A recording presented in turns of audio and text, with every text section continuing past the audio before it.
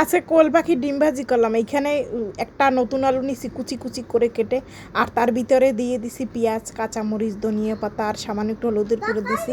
আর এখানে কোয়েল পাখির ডিমগুলো আমি সব দিয়ে দিছি। এত ছোট ছোট ডিম, কিউট কিউট ডিমগুলা। আর এখানে 2টা মুরগির ডিম দিয়েছি। ইচ্ছা করলে একবেলার খাবার এখানে হয়ে যায়।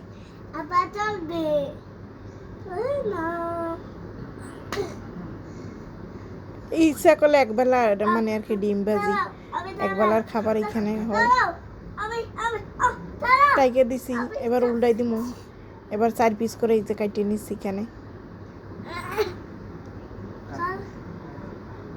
আর আপনারা যারা আমারে কমেন্ট করেন, লাইক দেন, আমার পাশে আছেন, আসলে আপনারা আমার পরিবারের মতো হয়ে গেছেন এখন।